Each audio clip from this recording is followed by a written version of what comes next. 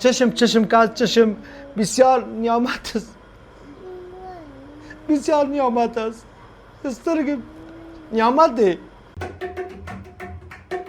طبله غږونکی نعیم بخش چې اوس په دواړو سترګو هیڅ نه ویني.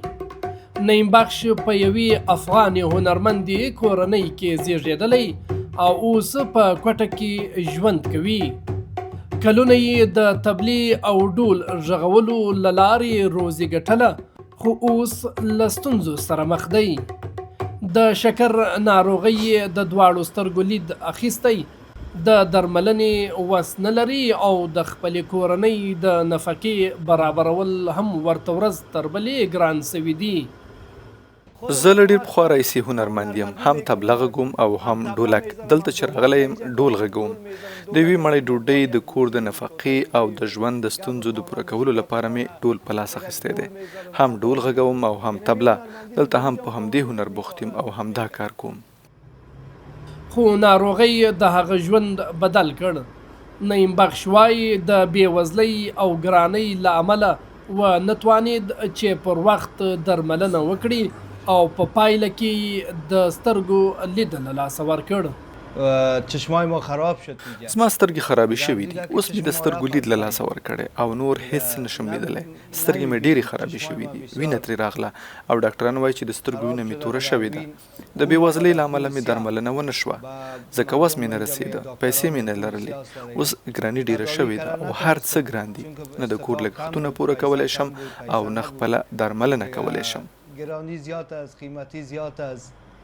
دیگه واسه تاوان ما نمیکشه که مثلا ما کوشش خانه را کنم یا کوشش دکتری را کنم یا هغه وایي اوس پوه سوی چې د سترګو رڼا د انسان تر ټولو ستر نعمت دی او هیله لري چې لږ تر لږه د یوې سترګې لید بیرته ترلاسه کړي.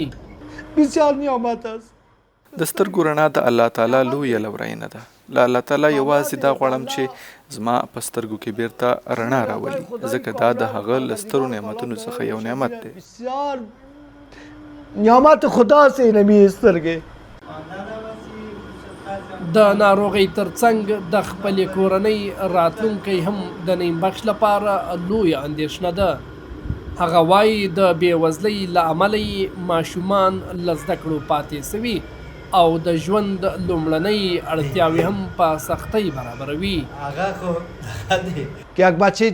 لوی زوی نه لرم چې زما مرسته وکړي. ماشومان مې لا واړه دي، نه پوهېږي، ژاړي او خپلې اړتیاوې لري، پیسې غواړي، خو زه یې د پوره کولو وس نه لرم. زما یوه لور هم د بېوزلۍ له امله له ښوونځي او زده کړو پاتې شوې ده، ځکه دومره وس نه لرم چې ښوونځي، مدرسې یا کوم بل تعلیمي ځای کې شامله کړم.